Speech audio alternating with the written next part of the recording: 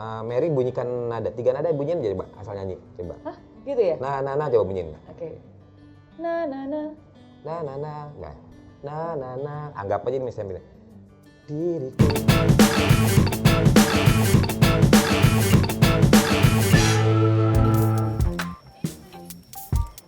Eits, tunggu dulu. Jangan lupa untuk subscribe, like, and comment. Hai friends, nah ketemu lagi dan masih bersama Mas Yofi Widianto. Tadi kan Mas Yofi bilang masa-masa SMA itu wow bukan hanya memorable buat Mas Yofi ya, tapi buat teman sekolah dan selalu diingat. Bukan hanya bisa merangkai kata-kata, tapi pokoknya asalkan ada piano. Hati-hati jangan bawa Yofi katanya. Jangan bawa Yofi. Oke, nah saya ingin tunjukin sebuah gambar nih. Ini pasti gambar kenangan banget untuk Mas Yofi lihat. Tada! Wow. Ini apa nih Mas Yofi? Itu hotel klasik di Bandung yang banyak orang Belanda datang pada saat dulu kalau orang-orang kembali atau reuni datang ke Bandung, dan di situ adalah hotel tempat saya main piano sore-sore atau malam atau dulu main trio dengan jazz. Dan saya ingat penyanyi saya pada waktu itu adalah Ruth Sahanaya dan Trie Utami. Oke. Nah, jadi sebelum ke Jakarta saya masih SMP, SMA, saya main piano ya penyanyinya itu, dan akhirnya mereka karena lebih senior sedikit usianya, mereka berangkat ke Jakarta duluan dibanding saya. Tapi keren banget loh main piano. Waktu itu umurnya berapa Mas Yofi? Antara 13 sampai 17. 13 sampai 17? Iya. Oke, masa-masa sekolah main betul. piano dan mengiringi penyanyi kaliber diva Indonesia. Dan pada saat itu memang saya bermain musiknya jazz. Jadi kadang-kadang memang tidak perlu latihan, saya udah tahu lagunya ya, lalu kita coba tinggal main key, datang sana langsung main. Ya kayak lagu-lagu apa Autumn Leaf, lalu New York atau apa. Pokoknya yang bentuknya Boy from Ipanema, memang semua pemain jazz pasti tahu lagu itu, tinggal kita improvisasinya seperti apa. Jadi untuk saya itu adalah pengayaan, dan saya berpikir harmonisasi jazz yang luar biasa. Kalau misalnya orang jazz bilang ada chord itu namanya 11 per 13, 7 min 9, plus 9, 5, pokoknya augmented berapa. Nah itu banyak sekali chordnya itu, sampai orang-orang pop ngeledekin, Yof ngapain lu main jazz? Chordnya banyak, duitnya sedikit katanya pada waktu itu. Tapi untuk saya itu adalah bentuk pengayaan, dan saat ini saya sudah bisa membuktikan bahwa musik yang berbau jazz pun sudah bisa diterima oleh masyarakat Indonesia secara luas. Berarti awalnya dulu sebenarnya lebih ke piano jazz ya? Iya. Kahitna itu grup musik pop, tapi lagu popnya itu banyak dihiasi progresi jazz. Chordnya, pindahnya, modulasinya, sehingga nggak heran walaupun lagunya seperti cerita cinta yang sangat populer, di bagian interlude-nya itu ada chord progression yang pindah agak cukup curam, dan menunjukkan bahwa Kahitna memang lagunya populer pada saat itu, tapi nggak terlalu banyak pengamen yang bisa bawain lagunya. Beda dengan lagu yang populer dan orang bisa ngamen, karena begitu hey ya pindah lagi, turun lagi, ada hati itu dan ada dasar dan pindah lagi. Nah itu hanya orang-orang yang belajar pada saat itu biasanya mengerti alurnya gitu. Tapi nggak kerasa kompleksitinya Betul. ya, maksudnya masih tetap Betul, nyaman sepertinya dan easy enak. listening, dan itu memang cita-cita saya ketika saya melihat seorang David Foster. Buat lagu progresnya pindah-pindah tapi orang nggak ngerasa pindah. Kayak misalnya saya kasih gampang, kalau orang nyanyi andai dia tahu yang dibawain Ran sekarang. Bilakah dia tahu apa yang telah terjadi? Mungkinkah? Itu udah dasarnya beda itu. Tapi orang nggak ngerasa seperti itu. Tiba-tiba balik lagi, Tuhan yakin, itu balik lagi. Nah itu kan perlu ilmu tertentu untuk belajar harmonis seperti itu. Tapi setidaknya saya tahu pada saat itu saya diledekin, musiknya untuk cewek gini nih, nggak apa-apa. Saya tahu bahwa musik yang bergizi perlu waktu dan perlu perjuangan. Dan akhirnya sekarang kalau kita ngedenger lagu kali keduanya Raisa, kita mendengarnya lagunya Hi-Fi, ya seperti Kahitna awal-awal itulah progresinya. Dan akhirnya terjadi juga saat ini. Perlu 30 tahun untuk seperti itu, tapi akhirnya orang bisa menikmati sebagai musik yang dalam tanda kutip cukup cerdas untuk mewakili Indonesia masa kini. Betul. Terus berarti ilmu politiknya gimana dong akhirnya? Dipraktekin nggak? Kan sempat belajar ilmu politik, sekolah musik itu menurut aku memperkaya dengan konsep-konsep musik yang saya lakukan itu. Ketika seseorang seperti saya 30 tahun bertahan di musik Indonesia, saya pertama kali datang ada Faris RM, ada apa, lalu ketemu Slang, lalu Club Project, lalu apa sampai akhirnya saya main sama Cherry Bells dan sampai sekarang saya main sama Hi-Fi dan sebagainya. adalah sebuah kebohongan besar kalau tidak pakai strategi. Dan strateginya terjadi karena saya belajar di ilmu politik, saya belajar konsep-konsep metodologis di SMA, di kuliah, sehingga musik yang saya lakukan sama juga dengan bagaimana marketingnya, bagaimana positioningnya. Saya mengerti betul apa yang namanya positioning, diferensiasi sama branding dari sejak dulu. That's why itu bisa bertahan begitu lama. Kalau nggak pakai itu, tiba-tiba aja kayaknya nggak mungkin. Tapi di luar itu semuanya, saya mendapat karunia dan anugerah Tuhan yang besar untuk bisa menjalankan itu semua. Jadi nggak hanya semata ilmu, karena saya tahu musik itu kompetisinya luar biasa, walaupun saya tidak pernah merasa bersaing, karena saya buang-buang jauh. Seni itu tidak pernah ada persaingan. Yang ada marketingnya dan pemasarannya yang bersaing. Tapi dalam berkaryanya, kita bisa lihat Isyana dengan begitu indah, kita bisa lihat Tulus indah, kita bisa melihat Raisa indah, kita bisa melihat Ran indah.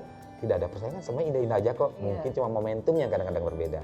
Nah, ketika kita bisa bertahan dari momentum ke momentum itu, dan sampai akhirnya saya melahirkan hits yang dari anak saya sendiri, itu sebuah keajaiban. Mungkin bukan kepintaran saya, kalau itu lebih banyak karunia Tuhan tuh. Mas Yofi ini rendah hati banget ya. Menurut saya itu keajaiban yang sekarang terjadi ini karena proses yang susah payah dijalani prosesnya. Ada prosesnya, Ya kan? ada susah payahnya, tapi saya tahu kok kalau memang tidak ada bantuan yang besar dari semesta ini dari Tuhan, ya nggak gitu juga sih. Artinya gini, saya tahu saya terseok-seoknya saya datang ke Jakarta ditolak sama produser. Saya ingat banget ketika saya buat lagu pakai piano itu semua produser, wah lagu piano nggak akan pernah bisa laku, terlalu berkelas, ini nggak ada pasarnya. Saya ingat sekali, tapi saya yakinkan pelan, tiba-tiba saya buat Seandainya Aku Bisa Terbang, Kahitna, tiba-tiba Suratku Hedi Yunus meledak, tiba-tiba Bila Ku Ingat, Lingua dengan piano, Bila Ku Ingat, dan semuanya meledak. Itu akhirnya produser-produser datang, Yof tolong dong buat lagu piano yang kayak itu. Dan hampir semua pada saat itu, di tahun 2000-an, 90-an itu, hampir semua penyanyi top menggunakan lagu yang hanya pakai piano saja setelah 10 tahun saya berjuang di situ. Ada sesuatu yang mungkin tidak dirasakan oleh masyarakat, tapi saya merasakan bahwa itu sebuah bentuk perjuangan yang saya alami. Mungkin itu ada peran saya di situ, GR-GR-nya saya. Mungkin juga salah, tolong dikoreksi. Tapi saya tahu betul bahwa jarang sekali lagu yang pakai piano bisa jadi lagu andalan yang dijual sebagai single. Tapi setelah itu, sekarang kayaknya hampir kalau ketemu saya, Yof bisa nggak buat ini yang lagu pakai piano saja? Mereka pikir dengan lagu pakai piano aja itu jadi lebih murah, tapi enggak loh, bisa lebih mahal harganya. Kalau ini marketing loh ya. Berarti benar-benar tadi Mas Yofi sempat nyebut lagu Bila Ku Ingat ya. Itu juga, berarti tanpa saya sadari sebenarnya ada banyak lagu yang saya dengar pas lagi masa SMA. Mungkin nggak tahu itu yang saya buat. Iya, itu ternyata Mas Yofi juga yang buat ya. Betul, karena saya punya teman-teman banyak yang belajar di Berkeley, di Amerika sana, dia belajar sekolah musik di Inggris. Mereka bertanya gimana sih cara mengkompos itu. Saya juga kadang-kadang sulit menerangkan, karena akan tampak subjektif dan personal. Tapi secara teori komposisi betul, fase-fasenya betul. Dan saya juga mengerti kalau misalnya saya keluar negeri, saya ketemu dengan komposer-komposer Jepang, saya harus tahu aturannya misalnya 16 bar pertama harus bulat, tidak boleh ada birama tambahan, itu saya mengerti betul. Tapi ketika dalam teknis composing apa yang harus tulis, saya ikutin jalan kemana jalannya hati mengalir sebenarnya. Jadi Mas Yofi ini begitu lulus kuliah itu sempat nggak sih kayak mencicipi rasanya kerja di karyawan atau langsung terjun fokus pokoknya ini hidup saya, ini passion saya musik dan langsung menjadikan itu sebagai profesi. Saya jalan itu, tapi saya juga memang dari lulus kuliah itu saya punya lembaga tetap mengaktifkan ilmu yang saya dapat. Saya punya pusat studi Indonesia Cerdas. Di situ saya berkumpul dengan para politisi sekarang, ada yang sudah jadi menteri dan sebagainya. Tapi di situ adalah komunitas yang memang saya bentuk untuk bagaimana mengaktualisasikan pemikiran-pemikiran tentang Indonesia masa datang. Tentunya tentu itu berhubungan dengan politik, benar. Saya punya dengan teman-teman strategi campaign manajemen untuk kalau kayak pilkada dan sebagainya. Sampai sekarang saya punya itu di luar musik. Dan akibatnya saya juga punya acara-acara seperti Indonesia yang pengaruh bagaimana mencintai budaya. Saya bilang kalau enggak ini budaya kita akan hilang nih kalau enggak kita pedulikan. Memang tidak bisa sesuatu yang terlalu advance karena ini ditonton oleh masyarakat secara besar, sehingga saya mengambil kulit luarnya. Tapi misalnya di Labuan Bajo ada apa, di Sorong ada apa, tidak harus terlalu advance, tapi begitu turunannya kita buat diskusi atau forum diskusi di kampus, maka akan dikuliti semuanya yang perjalanan-perjalanan itu. Dan itu sangat berguna karena kalau berjalan langsung ke daerah-daerah tersebut, saya nggak akan lupa dibanding saya baca. Kalau baca kan banyak halaman, ya saya ingat beberapa poin tapi kadang lupa. Tapi kalau dengan experience langsung tuh kita tahu masalah domestik seperti apa, kesulitannya apa, yang harus kita kembangkan seperti apa gitu. Jadi hal tersebut membuat saya tetap dekat pada bidang politik dan hampir setiap pilpres saya aktif menyuarakan satu hal-hal yang kira-kira positif buat Indonesia. Itu saya lakukan terus. Jadi itu untuk penyeimbang juga buat saya agar ketika saya ke musik saya kangen terus sama musik dan akhirnya karya saya tetap bisa terjaga kualitasnya. Terakhir ini saya lagi meledak dengan Tulus dan Glenn dengan lagu saya judulnya Adu Rayu. Adu Rayu. Nah itu lagi hype banget. Itu menunjukkan bahwa sama teman-teman yang musisi-musisi yang analog yang zaman dulu, Yof gimana sih kok bisa sampai sekarang era digital ini kamu masih bisa menguasai dalam tanda kutip? Enggak, sebenarnya itu bukan aku yang menguasai, tapi bagaimana kita menjaga konsistensi ketulusan hati kita dalam berkarya. Tapi lagu itu keren banget loh, Adu Rayu. Aku nonton video klipnya di YouTube, itu maksudnya ada storyline-nya juga gitu. Jadi dan untuk perpaduan antara Tulus dan Glenn Fredly kan? itu wah itu pas banget. Itu pas banget, luar biasa. Mas Yofi, kalau ngomongin tentang musik ya, jadi yang sebenarnya kalau kita buat lagu tuh, Mas Yofi mulai dari liriknya dulu atau dari nadanya dulu nih? Biasanya bisa bareng-bareng. Ada nada bareng-bareng. Bareng dan nggak perlu misalnya Mary bunyikan nada, 3 nada bunyiin jadi asal nyanyi coba. Hah, gitu ya? Nah coba bunyiin. Oke. Na na na. Na na na. Nah.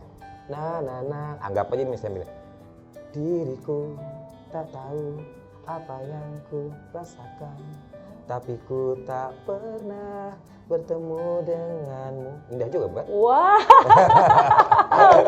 Wow, itu cuma 3 nada ngasal jadi lagu dan ada lirik dan liriknya indah. Bunyikan dari hati, apa yang ada di hati kamu ketika mata kamu. Ketika kamu cantik, jadi lagunya cantik. Tapi kalau kamu lagi burem, nggak sebagus itu sih.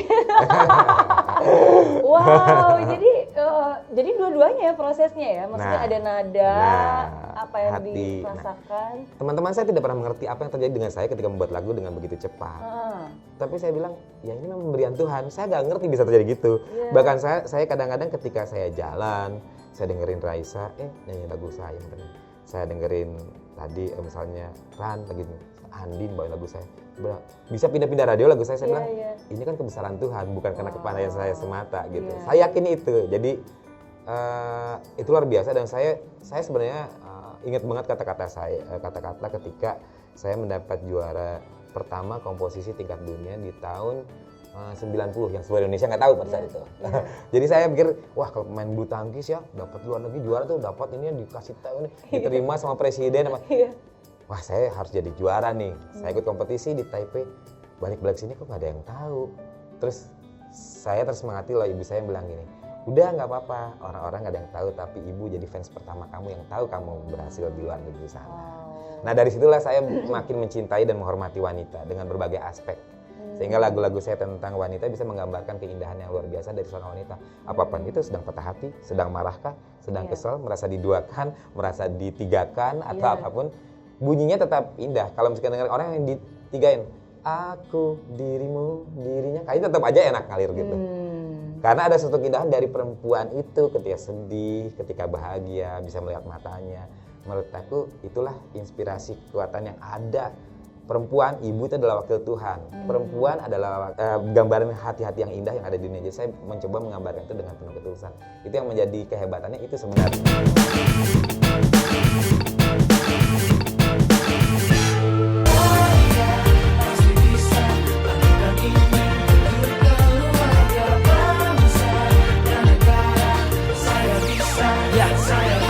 Laksana bumi tanpa hujan, hidup tanpa tujuan, kering dan mati tanpa hijaunya tumbuhan.